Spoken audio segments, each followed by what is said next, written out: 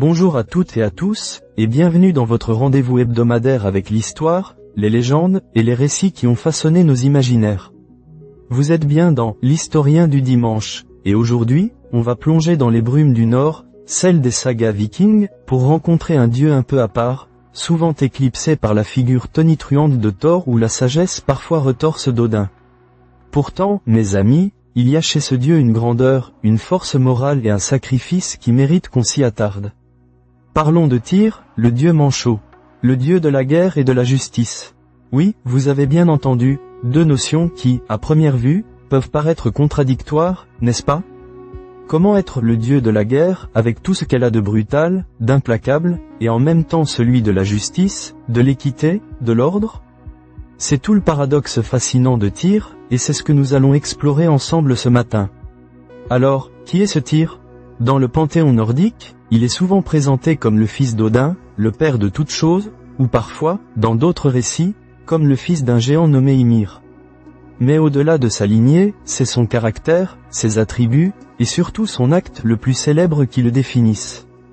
Tyr n'est pas le dieu de la fureur aveugle, de la soif de sang débridé que l'on pourrait associer aux berserkers, ces guerriers ivres de rage.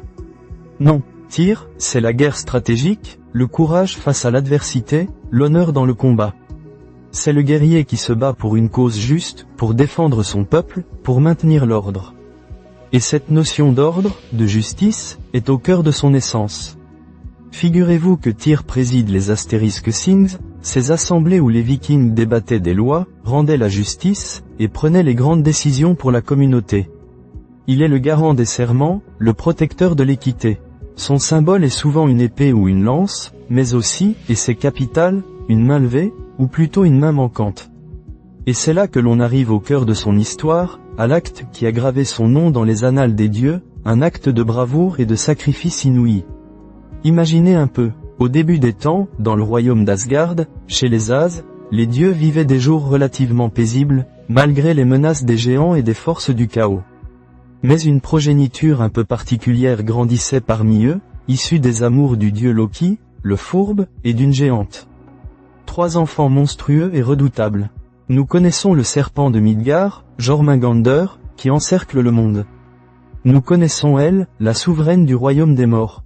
Et il y a le 3e, le loup Fenrir. Un loup dont la taille et la férocité dépassaient l'entendement. Chaque jour, Fenrir grandissait, et chaque jour, sa mâchoire devenait plus puissante, ses crocs plus aiguisés, son regard plus menaçant. Les As, ces dieux puissants, ne tardèrent pas à ressentir une inquiétude grandissante.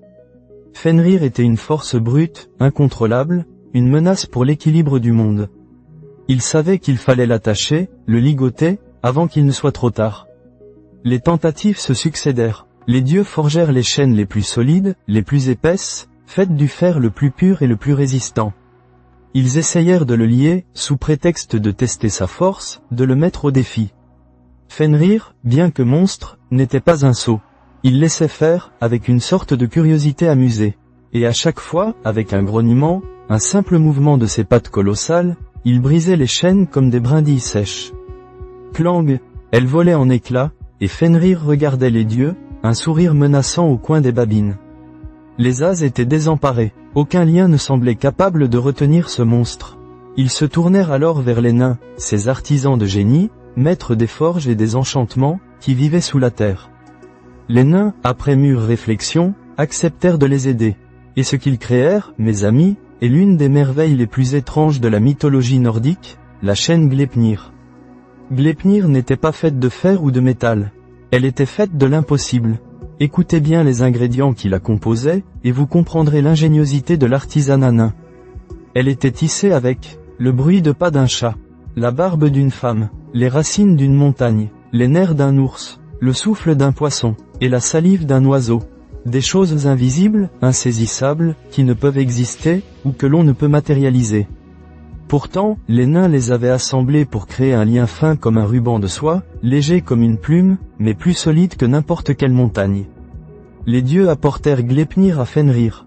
Ils le défièrent à nouveau, riant d'un air forcé, lui disant que cette fine cordelette ne pourrait jamais le retenir, que c'était une plaisanterie, un jeu.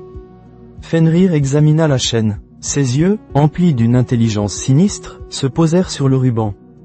Quelque chose ne lui plaisait pas. Il la trouva étrangement résistante, malgré son apparence délicate. Le loup, fût-il un monstre, n'était pas dépourvu d'une certaine méfiance, d'une intelligence animale. Il sentit le piège. « Si vous voulez me lier avec cette chose, dit Fenrir, d'une voix gutturale qui fit trembler les rochers, alors l'un d'entre vous doit placer sa main dans ma gueule, en signe de bonne foi. Comme gage. » Et là, mes amis, c'est le silence qui tomba. Un silence pesant, glacial. Les dieux se regardèrent, horrifiés. Placer sa main dans la gueule béante de Fenrir ? C'était signer son arrêt de mort, accepter d'être mutilé à jamais si la chaîne tenait. Qui allait oser ? Qui allait se sacrifier pour le bien de tous, pour la survie du monde ? Ce fut Tyr. Sans hésiter, sans chercher d'échappatoire, il fit un pas en avant. Il savait ce qu'il fallait faire. Il était le dieu de la justice, le garant des serments. Si les dieux voulaient que leur parole ait un sens, il fallait qu'un d'entre eux paye le prix de cet engagement. Avec un calme incroyable, Tyr s'approcha du loup géant. Il tendit sa main droite, la plaça fermement dans la gueule béante, monstrueuse de Fenrir, entre ses crocs acérés comme des dagues. Le loup, satisfait de ce gage, laissa les dieux l'enchaîner avec Gleipnir. La chaîne se serra autour des pattes de Fenrir. Le loup sentit alors l'étrange pouvoir du lien. Il essaya de lutter, de se débattre, de briser cette entrave comme les précédentes. Mais Gleipnir tenait. La force brute de Fenrir était impuissante face à la magie de l'impossible. Plus il luttait, plus la chaîne se resserrait, l'immobilisant inexorablement. La fureur monta dans les yeux du loup. Il comprit qu'il avait été trompé. Il avait perdu la partie. Et le prix, il allait le faire payer. Avec un hurlement de rage, un claquement terrible de mâchoire, Fenrir referma sa gueule sur la main de Tyr. Le cri de douleur du dieu retentit. Le prix était terrible. Son bras fut arraché, déchiqueté, et Tyr resta là, un moignon sanglant là où sa main avait été. Le loup Fenrir fut ligoté, attaché à un rocher, sa gueule maintenue ouverte par une épée pour l'empêcher de mordre, et il resta là, hurlant sa rage jusqu'au Ragnarok, la fin du monde. Et Tyr ? Il resta le dieu manchot. Mais cette blessure, loin de le diminuer, a fait de lui un symbole encore plus fort. Il est devenu le dieu du sacrifice ultime pour l'ordre et la justice. Sa main manquante est le souvenir éternel du prix à payer pour maintenir l'équilibre, pour défendre la communauté. Ce n'était pas un acte de sacrifice aveugle, mais un acte de justice pour la survie du monde. C'est pourquoi Tyr est le dieu des serments respectés, le garant de la parole donnée. La main que l'on tend pour sceller un accord, pour jurer fidélité, trouve son écho dans la main que Tyr a perdue. Il est le symbole de l'intégrité, du courage moral, de celui qui ose faire ce qui est juste, même si le coût est immense. En tant que dieu de la guerre, sa dimension est également teintée de justice. Il ne s'agit pas d'une guerre de conquête barbare, d'une soif de destruction, mais d'une guerre juste, honorable, menée avec courage et stratégie. C'est le dieu qui guide les guerriers qui se battent pour des principes, pour leur honneur, pour leur peuple. La rune qui lui est associée, la rune Tiwa, ressemble d'ailleurs à une flèche pointant vers le ciel, ou à une lance. Elle symbolise la victoire méritée, la direction, la justice divine. Tyr est un dieu dont la présence se fait sentir dans les moments critiques, quand l'ordre vacille, quand un serment est en jeu, quand un sacrifice personnel est nécessaire pour le bien commun. C'est une figure de résilience, d'engagement inébranlable. Même au crépuscule des dieux, lors du Ragnarok, la grande bataille finale où le monde ancien doit disparaître, Tyr reste fidèle à ses principes. Il y affrontera le chien Garm, le gardien des enfers, et ils s'entretueront mutuellement. Une dernière fois, il se bat avec courage, avec honneur, pour ce qui doit être. Alors, la prochaine fois que vous croiserez une image d'Odin, de Thor ou de Loki, avec leur légende bien connue, prenez un instant pour penser à Tyr.